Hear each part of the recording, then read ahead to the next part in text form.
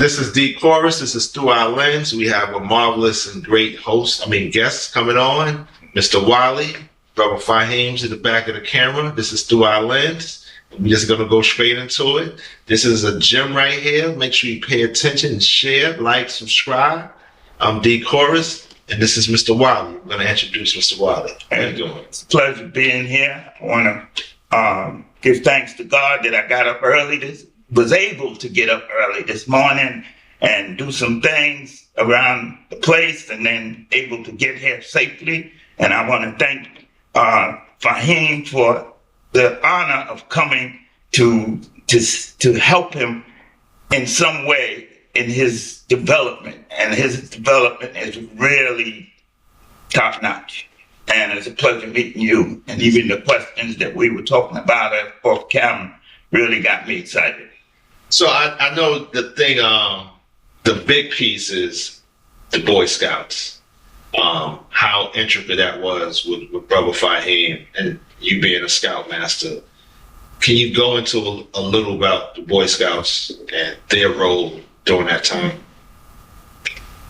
Well, if I started that time, I cut off a whole lot of time before that.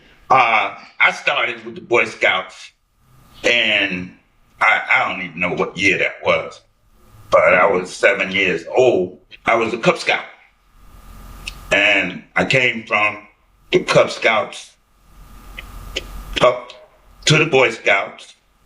At that time, the community leaders were Scoutmasters and teachers and church leaders. And so the head of the Scout unit downtown lived actually around the corner from where I live. I guess that's how I ended up down there, because he probably knew my mother or something like that. Yeah. So anyway,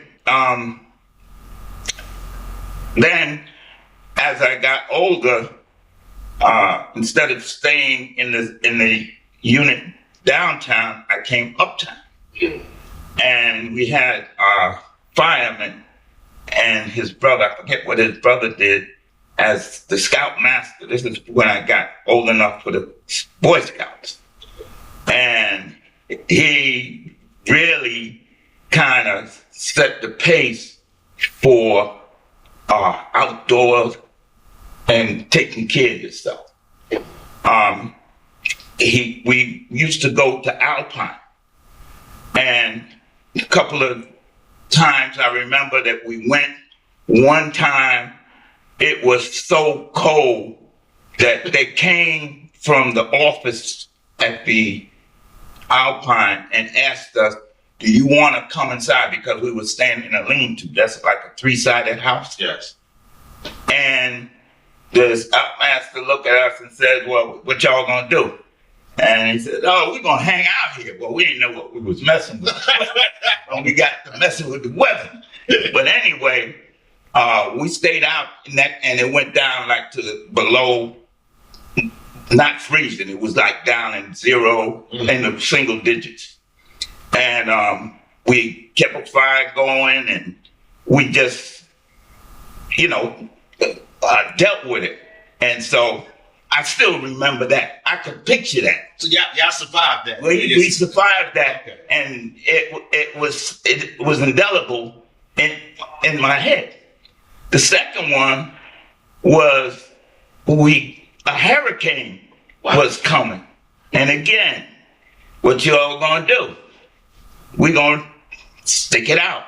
And I mean, we prefabricated. We were in the lean-to. We made a tent outside the lean-to above the fire, and I mean, it was really like the camp master, when he came out the next morning, he shook his head and said, "Wow."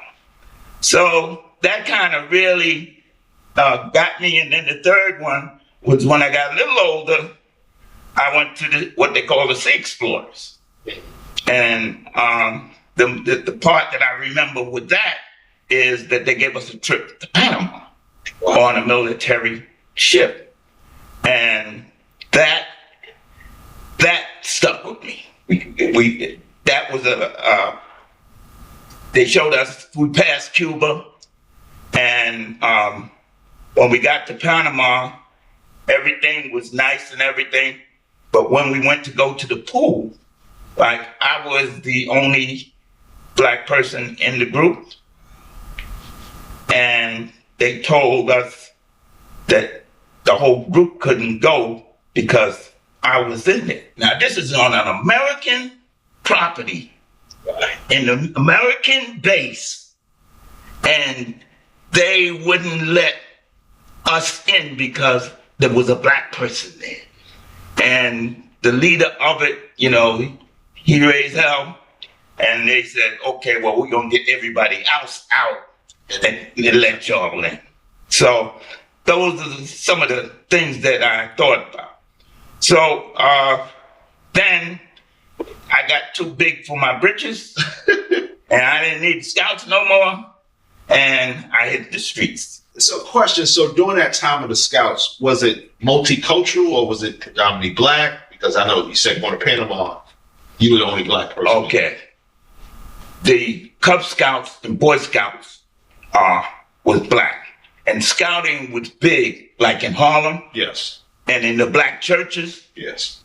Almost every church had a scout unit. Mm.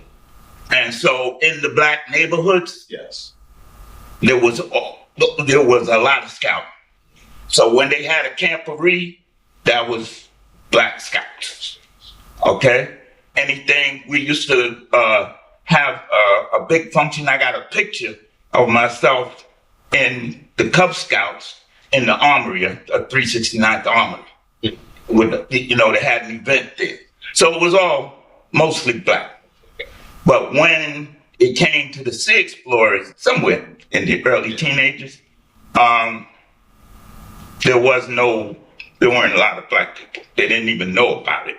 And the only reason why I kind of pressed to find out about it is because my brother, he's 5 years older than me, he was into merchant marines, and he went to Metropolitan Vocational High School, which was a ship down on the East River. See, because at that time they had vocational high schools. So any kind of craft that you wanted to know, there was a school for you to go to. If you wanted to know about automotive, there was an automotive school. If you wanted to know about airplanes, you could go out to Queens. There was one for Queens. You wanted to know about cooking, whatever you wanted to know about, they had a school for it. And I don't know why they stopped that. Well, we know why. Okay. we know why. That will be a great tool to kind of tame some of this energy that the young people have. Hey, the two things that coming up that I see tamed the youth was that, because down you had young people that even though their family couldn't afford a car, because at those times it wasn't like now where you got 3 and 4 cars in one family, and you're lucky if your whole family, I mean your cousins and everybody had a car. Had one car, and it was an old car. You understand? But now if that was an old car and you went to automotive school, you could go out and talk to your uncle, and that would give you a place that he would let you work on his car, or not work on it, because he ain't gonna trust you. You're just in high school, but you know, you had somewhere to get practice and learn. So all of this before I get to him, huh? All right. So getting back to the two things where you just mentioned about expending the energy, is the other thing was the draft. Now, at this stage of the game, you kind of wonder how that really fit. But just stop and think. Nowadays, the tough guy in the street figures out how tough he was or how well he did in Sing Sing, or how well he did in Rikers Island or any of the other prisons. That's the tough guy. And from the draft, the tough guy was the Ranger. The tough guy was the paratrooper. The tough guy was the Marines, a Marine. See, so even though your purpose may not of going to do what you had to do, may not been right up the alley, but at least as an individual, you got discipline and you got some serious training. That's how I really got into my field, was electronics through the military. So you did go to the service? Yes. We still gonna get back to Haggard. Well, briefly, you said that after you left the Boy Scouts. So after you left the Boy Scouts, what was the next step? Did you fall into the elements of poverty in the community, or? Yeah, well, I think my mind kind of went toward following what was in the street. I mean, I'm an individual that really had all kinds of opportunities. My parents really did their best to make sure that I could have what I needed. I had a person that tutored me he was a licensed electrician, and he used to take me on Saturdays up to White Plains. He was licensed in White Plains, and he used to take me up there every Saturday, and I would work for him for a day. He'd give me a couple $dollars for the day, and I would learn the basics of electricity, installation of electricity. I did it for a while where, I'm no real electrician, but I can know my way around it. And that was through him. Then I was part of, you ever heard of menacing? Yeah. The Feathermen and all of that? Yeah. I was involved in that. I was involved in the drum and bugle corps, menacing drum and bugle corps. Naturally, I went to the camp also. So I had all of those fine things that would put me on the right path. But I decided that, and another thing that she had me doing was learning piano. And that in itself was interesting because I wanted to play like jazz and stuff. Yeah. Even at a young age. And she said, well, you have to learn how to play classical music first. You got to spend an hour playing classical music, and then after that hour, you can play whatever you want to play. So I would kind of cheat and try to get around that. But I didn't know there was a record that I really, really liked, and I still like it. It's Ponciana by Am Jamal. And I used to play it over and over and try to get it on the piano, right? And my grandfather was living upstairs, grandfather and my grandmother, and they were the people that were babysitting me, so to speak. And I remember one day I was playing it over and over again, and then I stopped playing it, and I was supposed to be playing the classical music, right? But I was doing that, and I stopped, and I had, I said, oh man, I'm in trouble now, because they know what I'm supposed to be doing. And when I got there, he said, play that over again. and that kind of. So anyway, those were the good things that I would say that I was on the right path. But then I decided that I wanted to hang out with my buddies in the street. And so that kind of deterred me. It made me kind of on a negative path. The only thing that actually saved me from any real trouble, I'd say, was God. Because, I mean, I was open to everything. How long did you spend in the service? You mean active? Yeah, active in the service. I was active in the service 2 years. 2 years. All right. I went in as a Navy Reserve, so you had to do 2 years active and 4 years in the reserve. And even in there, I had great opportunities that I just. It seemed like in the past, I guess, 70s or probably 60s, the service was the way to go for young black men. Yeah, that was one of the ways. You could go to college too.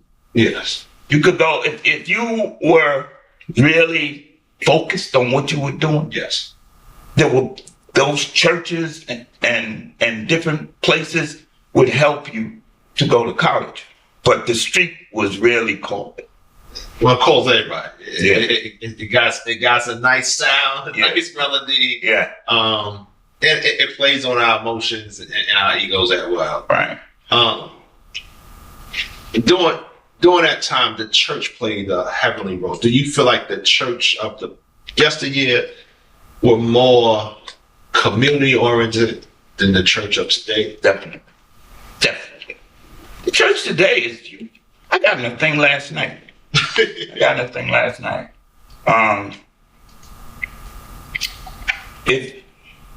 If you go to a mosque, the average mosque, like the one I go to pretty regularly, if you go late, you can't even get in. You can't get in. Some of these mosques, you gotta pray on the street. You better bring your mat and pray on the street because you ain't getting in. And it's young people. It's not like no old men in there. Yeah. It's people like you and younger than you. Okay? The church is empty. Okay? Now, the problem is that the mosque now has to take its thing out into the street like the Nation of Islam did. And Bring the people in. So they have more of a social justice, I would say, connection to what the cause is compared to because those entities at one time were a social justice movement, right? Churches, whether it was civil rights or equality or whatever it is, the church spoke up for that.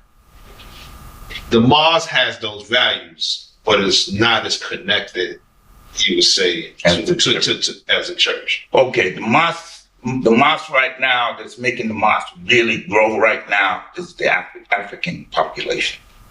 Is that here in America? Here. Okay. Yeah.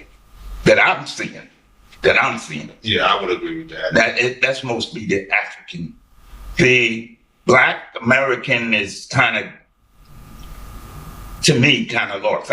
What happened last night is I went to a meeting, and this meeting was called to bring the organizations here in Harlem.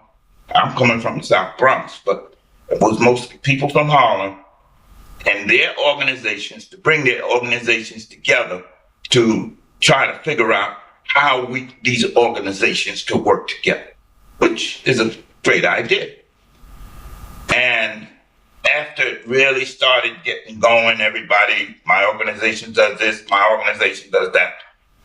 And then the question was, well, where do we find this one thing that is happening?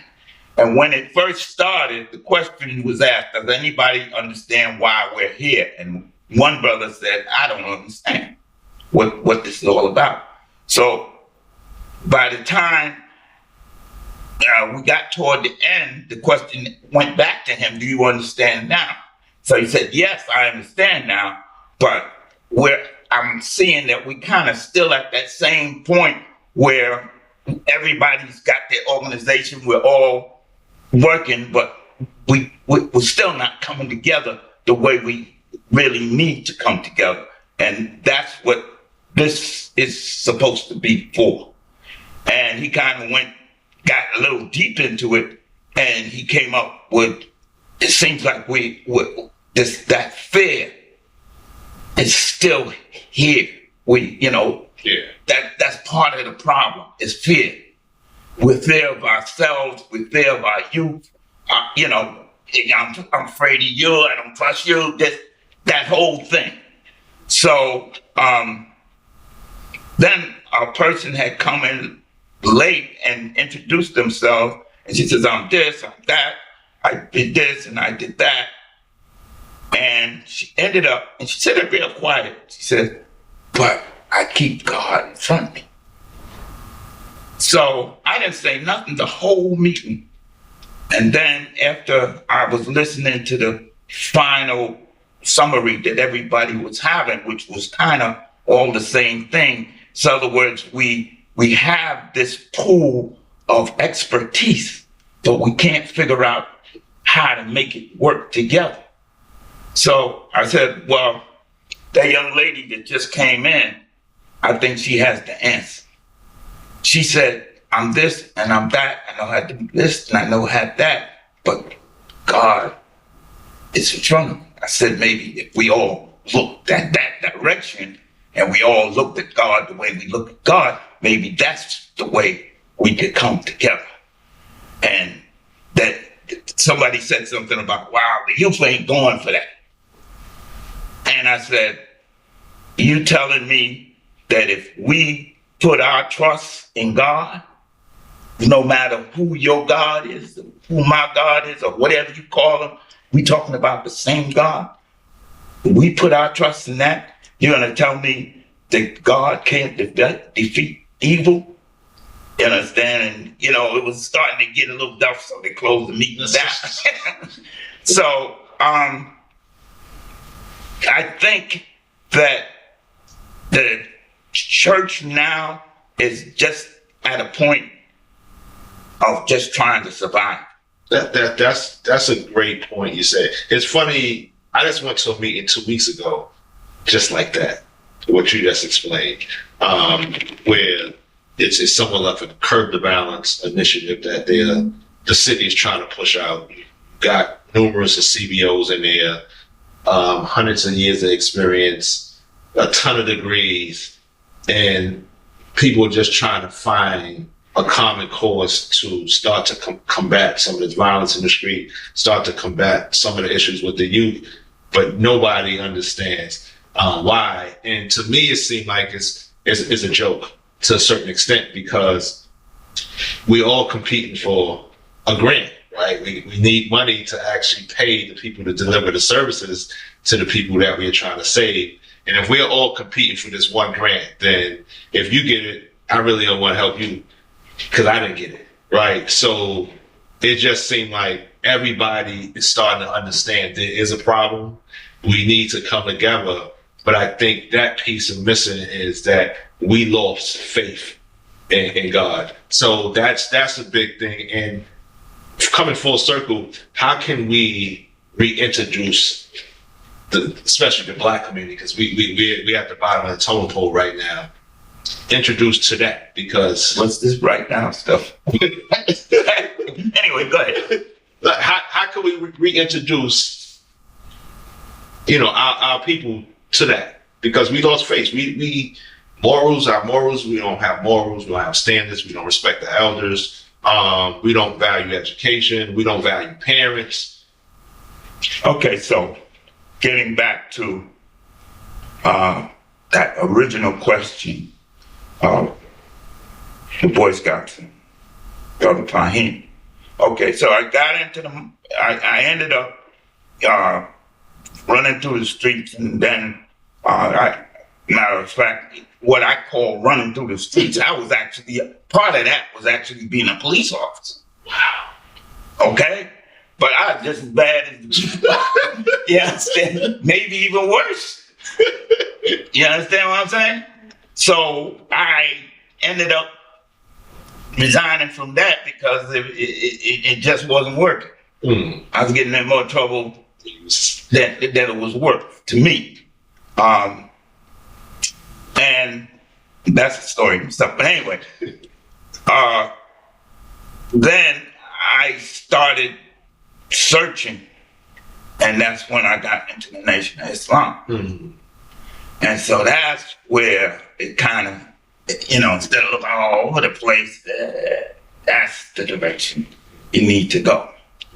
And that's what started me in the community, actual community working, because you actually was out in the street. We actually dealt with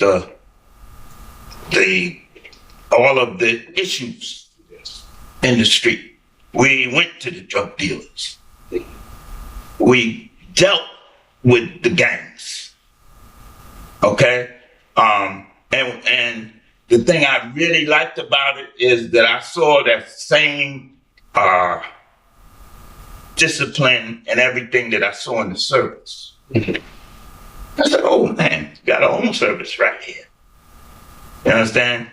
And it really kind of started to set me in the right direction. And after a while advancing in that, and when I say advancing, I didn't become any kind of officer in there, but what it did, it helped to bring my mind together. And one day, a brother walked up to me and said, listen, man, we got to do something with our youth. And we're talking about starting a scout program. And I said, scouts? You understand? Because that like a flashback to and that was it. And so we got the scout unit going, and it got so big that I think what happened is one day we had a scout parent meeting, and it was a big double room, and it was full. Wow. And the imam came through, and he looked in there, and he must have thought, man, this guy's taking my people. So all of a sudden now we started having a problem of having room space and stuff like that. And so, but anyway, we kept at it. And first we went up to the Bronx, because and actually that troop was one of the first Islamic troops in the United States. Definitely the first black one. There was one out in Minnesota that they tried to get it going, but it didn't get started. That was like before that we could figure out, because now we were, checking the history of Islamic scouting. We went to the scout records and everything, because now there was certain issues at the point, like saluting the American flag. And, it kind of got a little mushy in the beginning. Okay. You understand? Some Muslims were against it because, this is the United States, and this is like right after the black, 1960s and stuff. Well, the race wars. You understand? And so a lot of people were kind of leery of it, but a lot of people, when I say people, I'm talking about Muslims, yes, got involved in it. And so it really kind of grew. So it was like, go get the youth. So I remember knocking on his door. And I got his brother, I got his brother first, and then I got him, and I got his younger brother. And we got them in there, and they were part of a troop that we had in the mosque. And I mean, it was slamming. I mean, we had the camaraderie, we had the skills going. It really was, even seeing this here. You did your job. You can see your fruition. I can see this, and I'm seeing this, and not just him, but a lot of those boys that were there at that time. They were boys, these grown men now, but they all exceed in what they were doing. Well, y'all did your job. I think that's kudos to you, congrats to you, because you saved a lot of lives. Right, that's some of the work. Speak about some of the work you did in the community, because you saved a lot of lives. Those are just a few, but people that probably moved out of state that you're not in contact with. Like, what's some of the work that you did during that time leading up to? When you say my profession or working in the community? Both. You can just dabble on both. Well, like I had said in the service. I had gotten my training, and that's kind of really the reason I went in there. And so I became an electronic technician and stuff. So to give you an example, I'll just deal with this young man here, old man now. There was another brother that he and I got pretty close, and so we opened up a little shop on 124th Street. And so when I went to this guy's house, him and his brother, I mean, they were taking apart the PlayStation, and I don't mean taking it apart and don't know what they're doing. They were really kind of programming. I don't know what they were doing, but they knew what they were doing. Yeah. So we said, well, hey man, these guys, we can teach them a little bit of what we know. So we brought them into the shop, and I forgot what we asked them to do, but they did it, and that was like taking my skill and sharing it a little bit with them. And so that's like one of the things that I would say where the work, my skills help the community. And other brothers also did the same thing. And the part that I didn't mention before is that I was a merchant seaman also. So that's what gave me the kind of the ambition to start a sea explorer when these guys got older. Because you start at Cub Scouts, then you go to Boy Scouts, and then you go to Explorers. So you have to, when you start getting to that explorer age, you got to work with the kids, because their minds start wandering, right? And so one of the things was that we wanted to bring them out of the Boy Scout uniform. We didn't want them walking through the street, because then the street guys would, picking on them and stuff like that. So we said, tell us what kind of uniform you want. So everybody wanted to get the khaki, what was it? Camouflage. So they came, our uniform was camouflage. We had the same insignias and everything, but it was a camouflage thing. Then we had them, they really knew how to drill. Okay? So there's a school called Fort Scott underneath the Stars Neck Bridge. And it's a maritime university, part of the SUNY system. And it's the biggest secret in New York. Guys can go there free and become officers in the Merchant Marines and officers in the Navy Reserves. I don't think nobody know nothing about this. By them having an event up there, and these guys knew how to drill, the president of the place came over and says, what's happening? Says, your guys look pretty well disciplined. Y'all could come up here anytime you want. So then we decided that we're going to meet up there on Sundays. So we had gotten some of the parents to bring their cars, and we would drive up there every Sunday.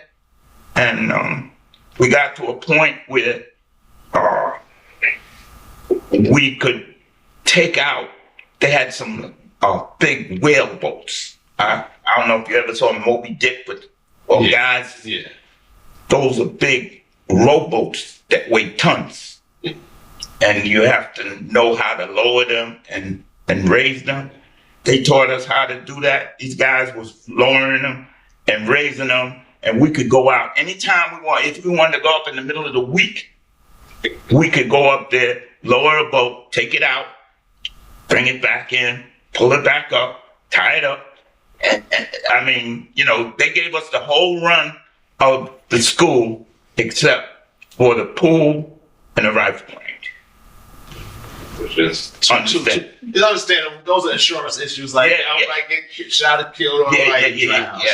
Yeah. So,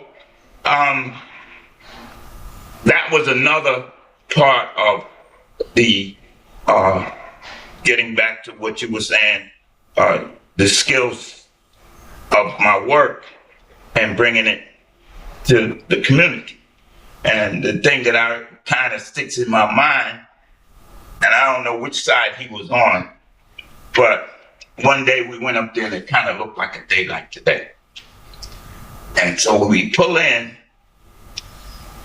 one group says, man, I ain't going out on that boat. Sorry, Wali, I ain't going out.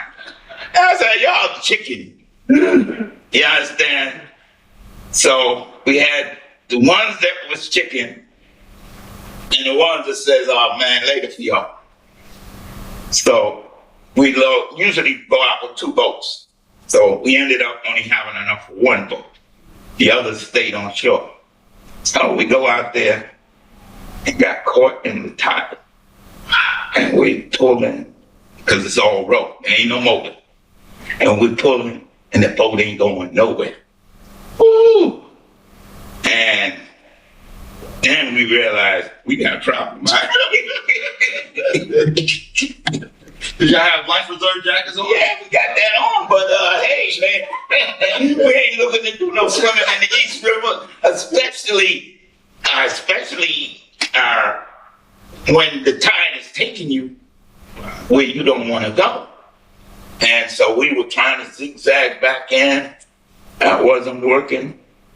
And so it was a good thing that everybody didn't go, because the brothers on shore recognized that we had a problem. They came with that shot. One of the officials came through, and they called him, and he got in the boat, and he got out and brought us back in.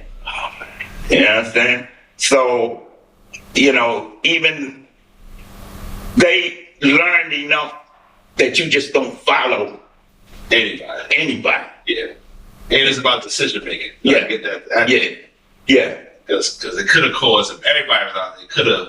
Oh, that would have been a major problem. Yeah. Because even if somebody came, they got two boats they got to deal with. Yeah. And somebody probably wouldn't have been able to contact and let y'all know y'all was in distress out there. There you go. So, that, the experiences were great. So, that whole scouting thing evolved up until maybe 15 years ago, maybe more than that, and troops started up in the Bronx. This other troop was down in Harlem, and we started one up in the Bronx. So we needed a scoutmaster. Well, well, listen, I ain't looking to be no scoutmaster. So one of you guys Gotta be scoutmaster. got a scoutmaster. So Brother Raheem stepped up, and shoot, he's the real scoutmaster. I mean, serious. I mean, it wasn't no ifs or anybody. He didn't have to come to me for nothing. Matter of fact, I'd be going to him asking him questions. Like now, it's the other way around. You understand? I got anything I need to know, I got to find out from him. Impactful coming up. Today, the Boy Scout, I wouldn't say they're not, it's not visible enough, but why wasn't that formula implemented like in schools? Same reason that they closed vocation. I think it was a real serious job, just like they dropped it. Okay, take for example, when you say drug smuggling, first thing come to mind is a black person coming across the border or something like that, or got insecurities. There was so much drugs on the street in the 1980s, and still is. So much drugs on the street, there's no way in the world black people was bringing that in. No way in the world, because if they were bringing it in that quantity, how could they bring it in? They didn't own anything that big because it's coming in containers, Cargos. big cargo vessels. You understand? And so, first of all, it has to be known. And like they were saying, even from the Vietnam War, some of the caskets coming in with it in there. All right? That ain't black people. But where was the drugs? In the black neighborhood. So it's designed to deteriorate, a culture. I call that, you heard of germ warfare? Yeah. I call that drug warfare. Okay? They did the same thing. That's the same trick that they did for the Opium War with China. Yes. Same thing they did with the American Indians and whiskey. Same thing they did with us. That's really what kind of turned our community around. It started going up, and that cut it at the top. And the way that cut it at the top, they loaded the community with drugs and distraction, partying, drugs, all of that. And then they called the drug war. And so they locked up all the drugs, or locked up all the men.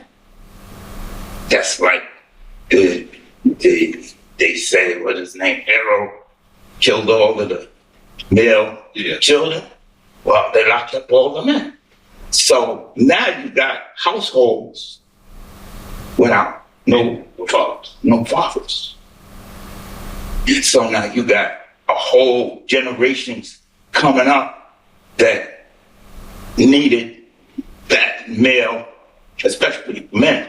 Because if you look at the situation in your colleges and all of that, the most people that are succeeding as far as black people are concerned, black local, indigenous blacks, are women.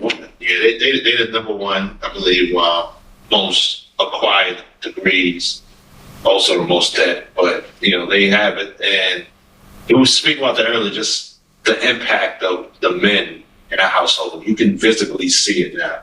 Like it's no balance. The other day I was on a train and a guy was, hemming up a little girl. So, I didn't want to approach because don't know what he got on him, but I stood there as a deterrent. So he stopped.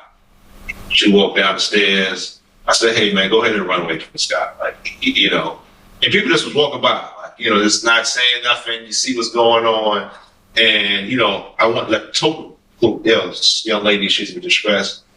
And it's, I'm going to take care of it. All right. And I walked up a few blocks later. He coming up, block, still coming up. And I said, "Where's the men at?" Right? Like that, because at one time you couldn't do that in the community. We'd chase you out, we'd run you out, like, you know what I'm saying? And I said, now if I put my hand on this young guy, right, is she gonna go back with him, right? Am I wasting my time? But the key point I'm trying to say is, if there was a father in the household to install some type of discipline, morals, and respect, then she know, hey, that's not how I'm supposed to be treated. So, the fathers is a key piece. It's the father. I mean, they did an experiment with just elephants. And I mean, so they saw the difference between an elephant group that had males in it and one group that didn't have it. And the youth coming up in it, it's a total difference. Okay? And another thing to show you how all of this is playing, this thing on the border where they're talking about taking the children away from the parents. What really burned me up about it, okay, they did that, but I haven't heard one black person compare that to what they did to us. That's exactly what they did to us. Yes. And that's why we're behind, because we don't, and that goes back to our original conversation about finding out who you are, and maybe that problem that you mentioned is because it's triggering not just the thorns in the hand, it might be some other deep stuff. Well, I met somebody around the same age that I used to work with in the past at another organization that came from Tuskegee, Alabama. And she was around the same age as my mom. And she said, "Listen, there's so much trauma that experienced down there. You talk about rape, you talk about killing, you talk about like just still lynching going on that they don't want to talk about." They don't want to talk about it. It is traumatic to them. And, it's unfortunate overlap. So I get your point. Like, we talk about the immigration issues, but nobody talk about the black experience issues here in America. Like, we just gloss over that and act like it never happened. But the thing that's bothering me, I'm not even worried about, the white people glossing over it, but where's our people that's in the media, that's out there saying, Trump, you can't do this because we experienced this. We know what you're doing. Yeah. We are a product of that. You understand? That should have been out in the forefront, because that's exactly what they did to us. They took the babies away from their parents. A lot of people are compromised, and that's why there's a new black media, right? We can't look at that media, the regular news channel, to actually tell our story, because they're compromised. You get a nice salary, you remove yourself from the community, you're not a part anymore, right? But you still identify as part of us, but you don't have the same issues, right? So, it's a good thing that we have these type of outlets. Like, what I'm saying? You did your job where this is an outlet. This is your work being paid forward, that we can speak about this without any restrictions, right? For people to hear. It's the same thing we spoke about earlier. I don't care if I get any crumbs off the floor. It's better than getting nothing. Yeah. So that's, it's an honor speaking to you, an elder that still willing to speak about that. Because most elders they don't want to talk about the past. It's so hurtful. They listen. They ready to just ride off into the sunset.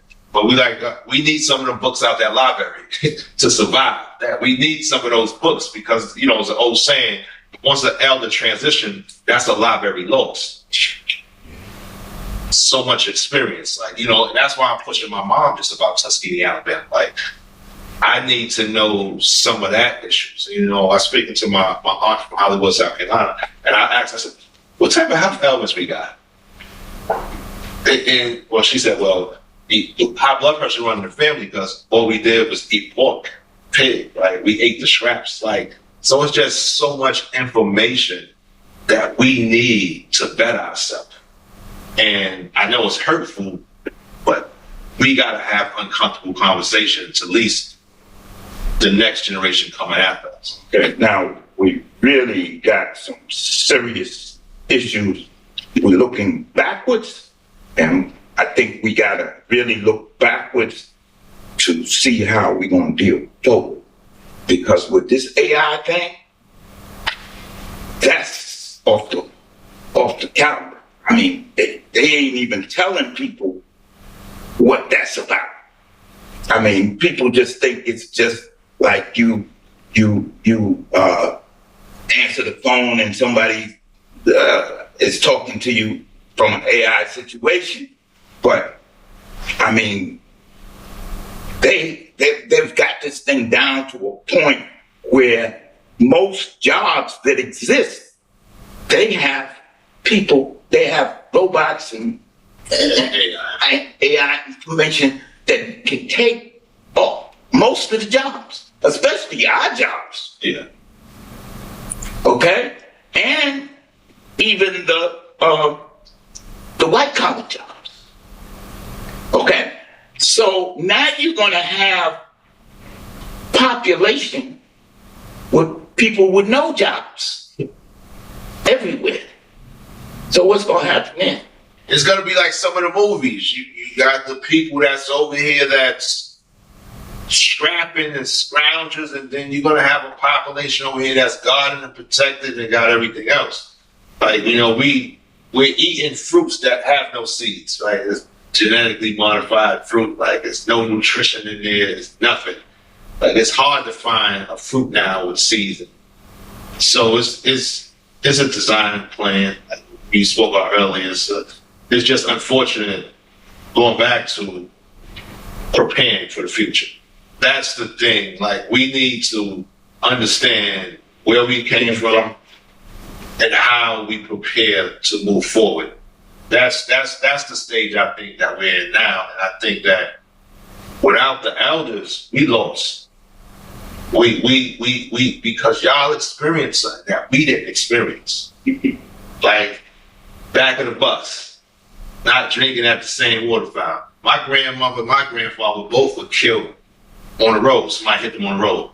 So we took about Hollywood, South Carolina. We talking about the late 60s, late 70s. So it's things that we can't imagine of dealing with it. Y'all have to deal with it. The ones that are here, this is why, the next generation is trying to get those tools to at least prepare for our kids, because it's something that's needed. And just to move forward into no ownership, right? So not too many people own property. So I know in the past you have owned some properties. How was that experience? But that has two sides to it. It has the good side and the bad side. The good side is it's a way to make money. It's a way to get generational wealth. It's a way that you can possibly have more control over your environment. It's a way that not only your local environment, but your neighborhood, you have more to say in your neighborhood than the person that doesn't have it. Where we end up losing in that situation is that especially in our neighborhoods, the owners don't live there.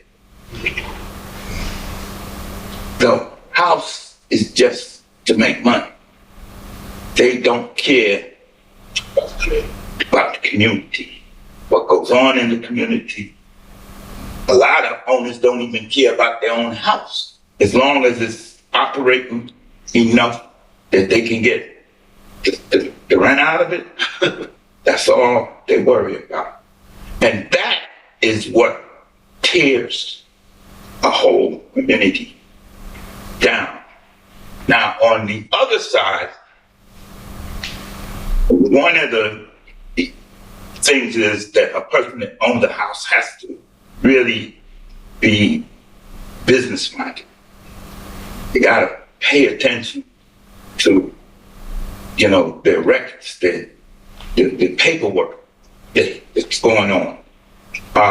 You gotta pay attention to the physical problems, repairs, and stuff like that. You're very open to suits. And you're very vulnerable because when you're renting, especially if you're renting, you don't know what goes on inside apartments. So people can do things inside apartments so that they don't pay their rent. I experienced that. Okay? So it's a two-sided situation. You gotta, especially when you're dealing with tenants, you gotta try to be able to figure out the best type of tenants. And then even in that situation where when the tenant may come in and they have a nice job and they're doing well, and then they fall on hard times. And they may not be a bad person. They may not be, but they just don't have the money. You understand? For real. And so now, especially in this day and time, it's very hard to get a person out of an apartment. Yeah. A person know what they're doing. They can stay in your apartment for 3 years without paying you a dime. And you have to supply everything. And I know this because that happened to me. So, it happened to me to the point that now that situation, I have to get rid of it because it just backed me up so far I couldn't come back out of it. So you actually have to sell the property? Yeah. Wow. That's so... It's tricky because for somebody to be in there not paying rent or not doing, for them to still have rights. Let me tell you something. That situation, not only didn't he pay rent, but they called the builders. And the builders department fined me $350,000. So it almost seems like a game because if you 350, so eventually you're gonna have to sell, or the property's gonna have to go back to the city. You have to. Fortunately, I didn't have to pay that much, but it's still put enough of a dent that I can't keep going with that. I mean, it's so close that he was supposed to be in there. Why do you think there's not enough ownership, black ownership involved? What's that's simple. See, when they had President Johnson, he had I forgot the program he had, and it was a program for development of black. So you had all kinds of organizations coming into play, but it was a very popular program, and a lot of black people went to college for it. A lot of people, a lot of organizations came about, and a lot of advancement was made in the black community, all except for one thing: you couldn't buy no property. Okay? So how was you gonna build a community if you don't got property? Well, that's the whole point. You're supposed to build no. They don't want you to build no. Okay?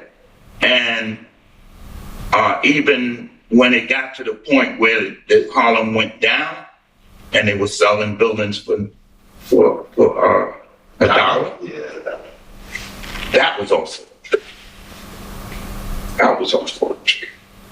Because you needed repair money. You need a repair. And then, the buildings department came in the scene because now you can't rent it out. Where you going to get the money? They're not going to loan you the money because you don't have no collateral. You only paid $1 for that, and that thing ain't worth nothing. I mean, redlining. There's a. I don't know if they're still doing it, but there was a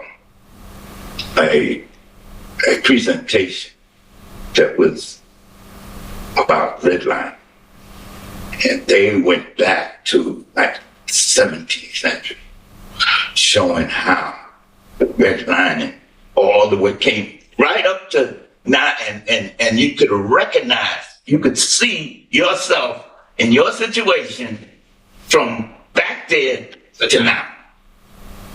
I'm reading a book now, Death of Major Cities. I forgot who it was by, but they kind of touch on that red line and eminent domain, things like that. And it's all smoke and mirrors. So That's so. And the people that did have the property, it wasn't really. They didn't really have that family. What would I say? Generational wealth mentality. And so, because I know there was a couple of houses in Harlem that my wife's family had, and just gone. Well, I'm gonna turn it over to Fahim a little bit. I ain't gonna hog you up, and so I'll be here all day. It's like I'm speaking to one of my elders from the family down south. Peace, everybody. This is Fahim. This is Through Our Lens. I came from behind the camera, so me and Dominic did a quick Star Trek beam up, beam out, right? I'm sitting in this seat. I'm talking to one of my mentors. Major mentor have been in my life since I've been 8 years old, Wali. And I kind of wanted to finish it up with a question. And the question I have is, you told me this, I was 37, I remember this. I had just came to Abdul Musawir's class, and I told you how I felt about what you did, basically told you that you saved my life. I said that to you. And you asked me to be the scoutmaster. That's when you asked me. But and you said, we gave you guys these funny names and we didn't give you no jobs. So you said that you felt that your generation has a obligation to my generation. So what made you say that, other than, saying that you didn't give us no job? What made you feel that way? Because I deal with that. Like, I took what y'all did and I'm trying to amplify it. But I'm like, I feel like I have a responsibility to the younger generation. And I was like, you said that to me. What may have put that in me, right? What made you say that to me, though? Well, I think that with myself, there was a lot of time that I wasted. A lot of time. It took me too long to come around to getting to that point. Right. Now, maybe, like I said before, it had to be that way because the kind of opportunities that came my way that I didn't take, I probably wouldn't even be around here. Let's go back to the service, right? I was supposed to, on that active duty that I was asked about when it was time for me to go do my active duty. I went down to Brooklyn. That was the receiving station. And you stayed there and they gave you orders. Where you going? So I got orders to go to Iceland. Okay, Iceland. Okay. Right? So it doesn't matter to me. I go anywhere. Mm-hmm. So there was a brother that was wandering around and said, "Got your orders?" I said, "Yeah." I said, "Where you going?" I said, "I'm going to Iceland." So he said, "You can't go to Iceland." I said, "What do you mean I can't go to Iceland? I got the orders." He says, "I'm going to Iceland." He says, "You can't go there." I said, "Yeah, okay. I got orders." Next time I come around, maybe a day later, 2 days later, whatever. Next time I run into him, "You change that up yet?" "Change what up?" "I told you, you can't go to Iceland." Man, listen, I got orders. I don't know who you are. You writing these orders out or what? Okay? Leave me alone. So about the third time it came around, "I guess you still got that thing." Said, "Man, leave me alone." But by the time he finished talking to me, I said, "Let me go in the office and see what this is all about. Why I can't go to Iceland." So I go in the office, and at that time, my name was Sullivan. All right? So it was just assumed that if you didn't see me, I was Caucasian. Got it. Okay? So I go in the office, and the person at the desk said, "Hey, can I help you?" I said, "I got orders to go to Iceland." He looked up at me, took my orders, and went in the room. What's going on here? About 10 minutes later, this officer comes out, says, "You Williamson?" "Yeah." Said, "Listen, man, what would you like to do in the Navy?" Now, if I had any sense, I would have said, "I want to go to Annapolis." Oh, wow. Okay. But I didn't know it was that open. So at that particular time, your pay, I think, was $78 a month. So that was kind of hard to live on. Man, telling me.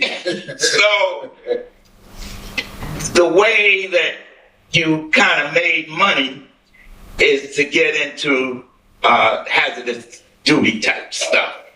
And then you get an extra $55 or $60 on top of that $78.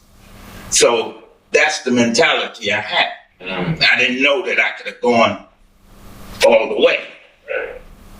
So I said, I need to go to school. Send me to submarine school. You got it. Well, what that was all about was that black people after the Second World War, black men that were stationed in Iceland took all the white girls. And so they wanted that new chocolate. so they wanted to stop all that. And said, if you go up there, you can't come off the base. Wow. So like you in the military and in prison at the same time. Right. So rather than going through all of that, give this guy what he wants. You understand? Plus they know that he don't know what he wants anyway. So that's how I ended up getting into the submarine service. And by getting into the submarine service, and I went to the sub school, I did well enough that when I got my orders to come out of there, I got the Nautilus submarine, which was the first nuclear powered submarine. So that was my main ship. So when it was time for me to get out, that's where I was getting in a lot of trouble, because now I'm dealing with the real U.S. And a lot of stuff was happening there that I wasn't used to, and I was too young to really know how to deal with it. And so I was like when we talk about the kids around here where they live on a block and they don't even know what goes on down 42nd Street or Wall Street or nothing like that. They never been there. They just been on the block. Well, that was kind of, even though I've been all over the world on that ship, on that boat, I was still in that mentality because of my ability to be able to adjust to the racism that was there. So when it was time for me to get out, the guy on my personal office, the guy that I was responsible to, he came to me and he said, listen, I got some questions I want to ask you. I really hate to ask you that. Now, I didn't even like him. We just didn't like each other. You just said, I really hate to ask you questions. I don't know what kind of questions about to ask. Yeah. So he says, you would have to stay, the way he framed it, you have to stay in here 2 more years, but do you want to go to nuclear power school? So this is where I'm saying my mentality was similar to the people on the block. I'm so want to get out of the service so bad, out of that situation so bad, that I could not see the opportunity that was being presented to me. Got it. The opportunity, nuclear power school was MIT's electrical engineering course minus the liberal arts. That's what it was. And that was free. I had to give up 2 years for that. So non-matriculated student, kind of like, that's what they call it. Yeah, you go straight to your major. Straight to it. Yeah. Well, and on top of that, when you went to that school, I find all this out after. When you go to that school, all of the major companies like Bell and Howell, Con Edison, all the big companies at that time came to you in the introduction in the school and give you a card and said, when you get out, you come to this office and you got a job. Now, I want you to understand what this job is. The Nautilus and nuclear power, the only place that it existed in the world was on submarines. And they were just starting to build the nuclear power plants on land. And so if you would completed that school and did your tour on a nuclear power submarine, you were one of a very few kinds of persons that qualified to run a nuclear power plant. And this, I'd rather be on my block.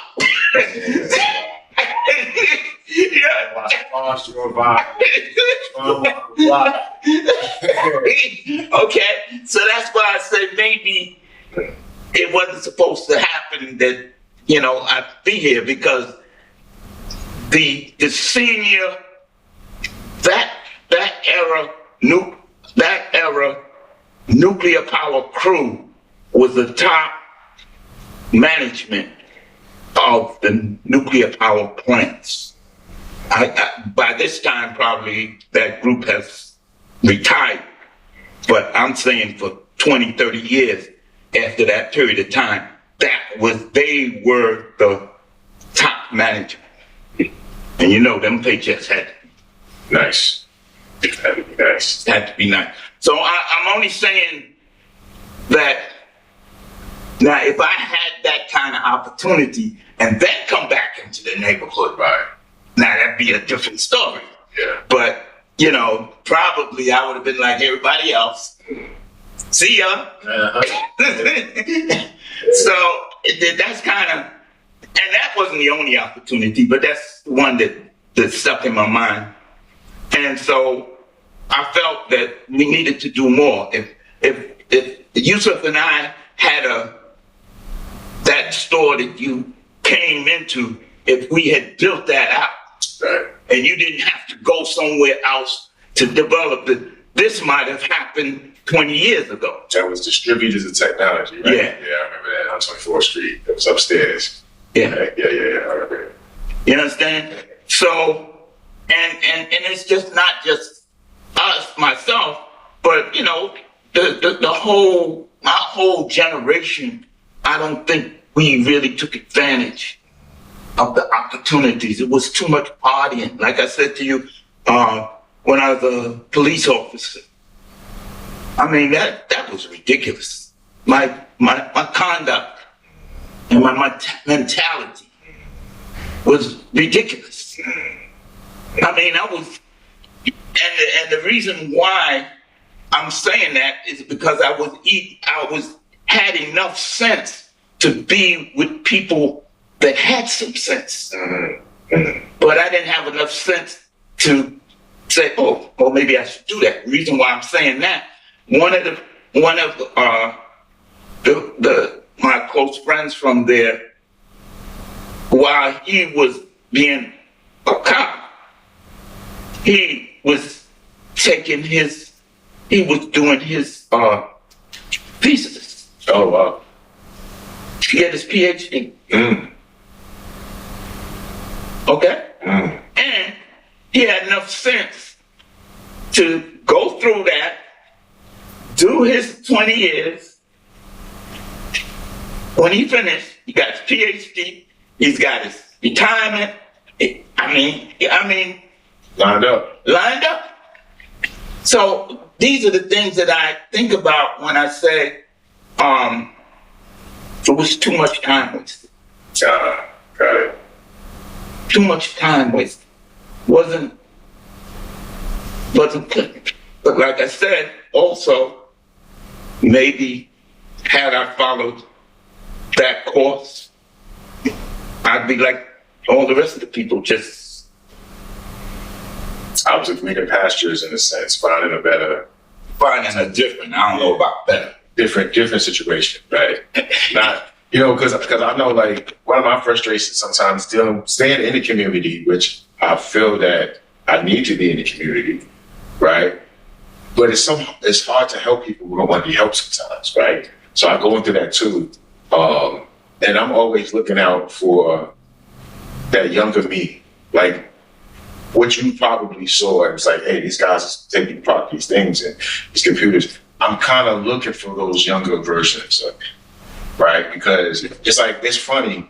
I patterned myself after you unconsciously, right? When you showed me the electronics side, I was doing like computers. I had like the Commodore VIC-20. That's like one of the first commercial computers. My hip boy when he came from the military. I was already a programming major. I was a mainframe programmer in high school. So I went to a vocational high school. My major was programming, right? So I was programming on the Commodore, on the digital VAST system. That's a mainframe. First high school in New York to get $1 million computer system, right? And I learned how to program on that. And I remember you taking me, so I'm going to give you a rundown of some of the things you did, right? You taught me how to tie my shoes. Well, I remember all this stuff. I have a great memory, right? Tell me how to tie my shoes. I was a Cub Scout at 116th Street. And you could, hey man, your shoes not tied. And I'm like, and he was like, do you know how to tie your shoes? Well, you told me that, so I remember that. And then when I went with you to MIB, he was teaching the theories of electricity. I was still young, very young. And electric motor force, I remember all of that. You had to pick blackboards, me, you, Abdul Hakim, all of us in class was teaching that stuff. And you took me to the Empire State Building to install a beeper tower. That was one of my first jobs. And then you took me to Connecticut and we put a radar system on a ship. I remember that. The theories of, like, I was listening to you tell me about all of these things about electronics, and then you was like, well, and then it was like also like critical thinking, right? You might not want to do this, but you would always say it like that. Oh, that might not be the best idea. You might want to look at that. So I was like, okay, I'll process all of this stuff. And yourself, you said different people who I was speaking to, I'm Jamal, everybody, right? I'm processing this because my father was there, but he wasn't there. So working all day, come home, you tired. Like you said, you fall asleep, the work was hard. I'm assuming that's what it was with my father. And then my mother, the same thing, right? So I'm like trying to learn, trying to raise myself, right? And y'all showing me this stuff. We go into the mosque and we go into Fort Schuyler, and I'm like, wow, all this stuff is big. So I was like, okay, how do I take this knowledge of electronics or electricity and amplify it, or computers? So let me go from programming to hardware. And I did that. I went from programming to hardware. And a lot of the hardware was self-taught. I didn't go to college for it, right? I just went with it. Had a short run with college. When I started when I was 17, I was working 3 jobs and taking 22 credits. Yeah. My mother said, you are the man in the house. My father had left and she needed more money. I had to drop out of college, right? It gave me confidence. And I said this to Ahmed Jamal when we had our MIP reunion. You were there, I filmed it. And I said, well, y'all gave us confidence that like, we didn't. There was nothing in my mind that I couldn't do. I could do anything, right? And then I had the moral understanding of what I shouldn't do, right? Which is very important. Like you said, you know, putting God, and like you said, putting God. That's my driving force first, right? I don't want to go out here and say something that's going to put people in a situation where they're going to do terrible things, right? So I have to be respectful and I have to be responsible. But with that, I still have to talk about the injustice, right? Not to piss people off, but to say, listen, we got work to do. So may have reached a point, but to me, the tragedy is if every generation starts from zero. And that's what it almost feels like, because we don't have the elders, the fathers to pass on these life lessons. Like, so when I talk to my students, I teach computer science, but I said this is a life class wrapped around computer science. If I'm trying to warn you that there is a hole covered up with a little tar, I gotta find out how to tell you that, because I've experienced things, and you know, you've experienced things, you pass the knowledge on. My dad, my mom, like people in my life who told me little things here and there. If we keep it to ourselves, what use is knowledge if you hoard it, right? Is no point. So I just wanted to tell you that I definitely understand what you were doing. When you engage yourself with the community and what you are doing, I get it, because I'm there, right? And I'm looking at it like it has to be done, right? So like when I talk to people, I was a tenant leader, all this stuff for like a long time. They said, why do you do that? I said, because I live here and I'm capable of doing it, and I don't see nobody stepping up, so it gotta be me. So that's just it, right? But I wanted to say I definitely appreciate everything that you've done, everything you are doing. I'm absolutely paying for it, right? I'm doing what I learned from you, basically. I'm doing it. And I think that I still stay in touch with some of the brothers that was in the truth and everything that I've seen, that I know. We're all doing something at a certain level, but we still have to understand that we need to come together. Right? It's still like a wedge there. And part of me building out this space and doing what I'm doing is I want to create a creative space for us. You don't have to get approval from gatekeepers of people who don't look like us to do something. All we need to do is have the desire to do it, and then we can decide that we can work together and we can figure it out, right? That's the whole thing. People want to do film projects, we can have conversations. People want to do music, you see I got a music section, we can have that conversation. But it's here, and I didn't see any places that we control, that we own. I didn't see it, right? So somebody got to do it. And I understand, like, it takes back to you with the scouts, and you know, before you came in, Dominic was talking, and I said, well, so Vaden Powell, I gave him the history scouting, but I told him, I said, this came from Zulu. I have the actual college papers on me. Remember, I did it on the air. So I told them where these concepts come from. People take our culture, they strip us of our culture, they take our culture, they take our way, and they sell it back to us with a different face, right? So they even going back into like biblical scriptures and all of that stuff. I read the Quran many years. I read the Bible cover to cover many years. I have the books and Bibles they took out. I read this stuff. So I'm like, yo, this is our story. It's really our story. But we're given a different face. We're saying, oh no, it's somebody remote, boom, boom, boom. You know, when you read, like, just to even just touch on it right quick, they got the slaves from Negro land. That's what they called it, right? But if you read the history and you trace it back, the children of, they call it Yasharel, was kicked out of there by the Romans and the Greeks, and they came to Ghana. And that's where they was living. And then they called that Negro land. And then when it's time to ship the slaves out, they got them from Ghana.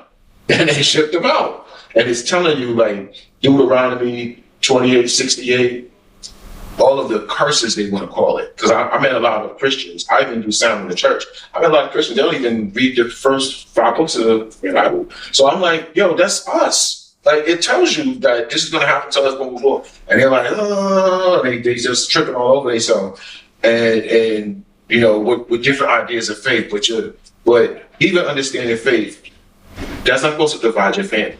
If somebody is one faith, you're another faith. You're still family first. Right? So I started to notice all this stuff and talk to, you know, Muslims and everything. And I'm like, listen, that doesn't give anybody the right to say I'm better than you. It doesn't give any the right. It's just, we don't know who we are. And because we don't know who we are, we can keep doing what we're doing. You know, where's our stories that tell us who we are?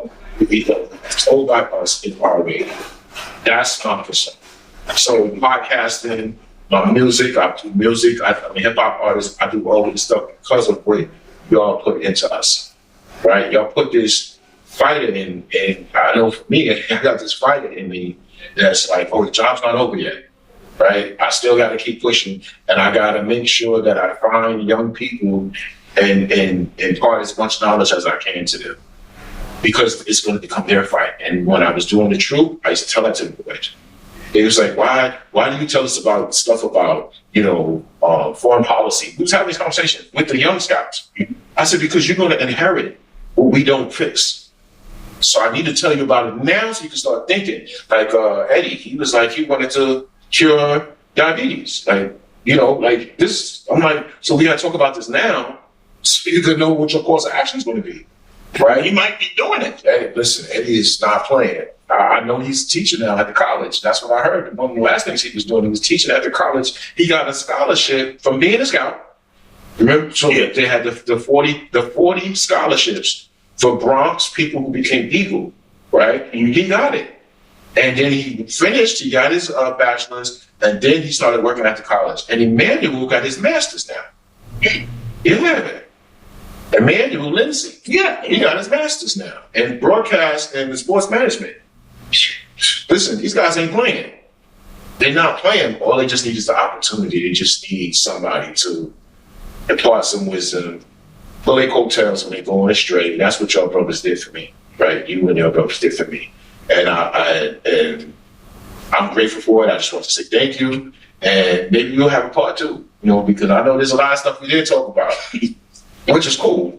But I think we should have part 2 because you got a wealth of information just from your day-to-day. You may not think it, but from the day-to-day, we didn't talk about the discern. We didn't talk about, I came to your house and he was relaying messages for different departments. And I'm like you talk to the fire department and you have all the lingo for talk, and then you relaying the message to the police and the paramedics. And I was like, what the? And you was in your basement, you just, oh yeah, this is my setup that I got right here. And I'm like, okay. So we didn't get to touch on that, but you have a wealth of knowledge, you have a wealth of experience that I think we definitely need to hear more of. So we'll work on scheduling and get you to come in and talk a little bit more about, you know, the things that you are still doing in your community and the services you provide. You got me on the CERT team. I remember that. It's like, you gotta get on CERT. I did my time with Ramona in Manhattan, MS-10, right? So yeah, I had the precinct up there. So I thank you for coming, and let's schedule another one. Whenever you ready. Awesome. All right, thank y'all. This is Fahim, this is Wali. Thank you, but My mentor. Any parting things you want to say? I just I appreciate Like I'm gonna say, like the lady said, it's God that has put us here, and we just need to continue doing God's work. We gotta look at it as if we're doing God's work, and I think we'll be successful. I can't add nothing to that. That's that on point.